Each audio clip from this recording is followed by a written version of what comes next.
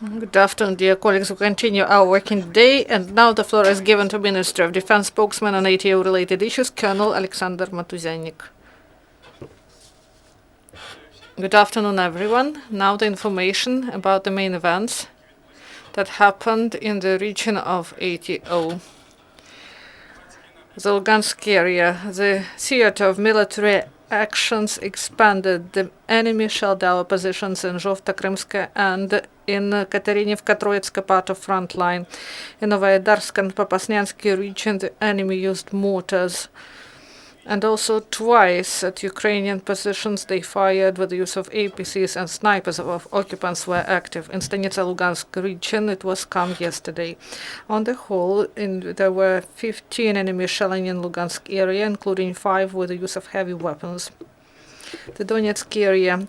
Yesterday the situation in Avdiivka was the same as on Saturday.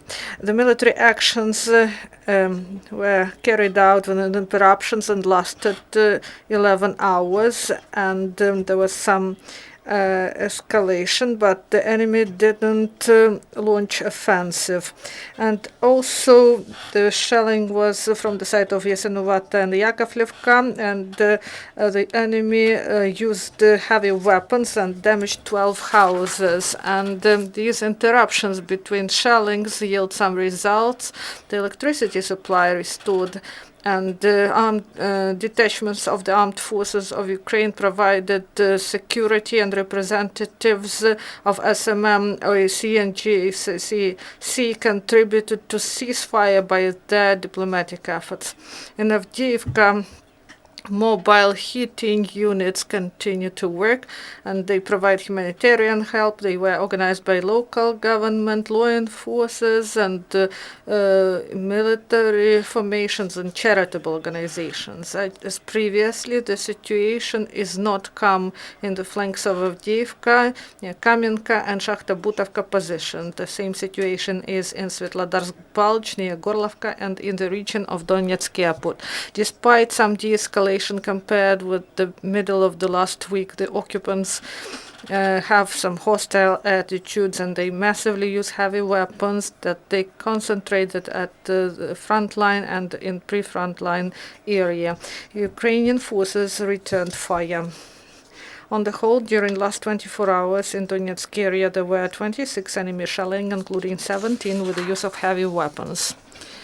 The Mariupol area, the number of enemy shellings in this part of front line exceeds analog indicator in both directions, and the military actions carried out along the front line, the enemy uses heavy weapons, deliver fire both during the day and at night.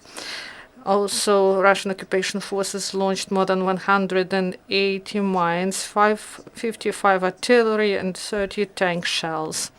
Statistics shows that the enemy shelling start right after midnight, then they stopped before sunrise, and in the morning the militants renewed their fire, and in the second part of the day there is full-fledged firing. It reaches its peak after twilight. The most difficult situation is in Mariinsky region and in Pavlopil-Shirokina part of front line, and the militants continue to shower Ukrainian towns and villages with mines and shells. On the whole, during the last 24 hours in the Mariupol area, there were 53 enemy shelling, including 19 with the use of heavy weapons. During the last 24 hours, and the result of the military actions, no Ukrainian serviceman was killed. 6 servicemen were wounded.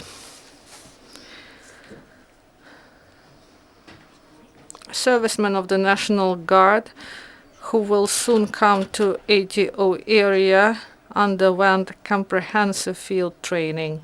Servicemen had some firing exercises with the use of service weapon. Do you have questions or comments? Thank you, Colonel. Do you have questions? There are no questions. Thank you. Dear colleagues, our next event is at 3 p.m.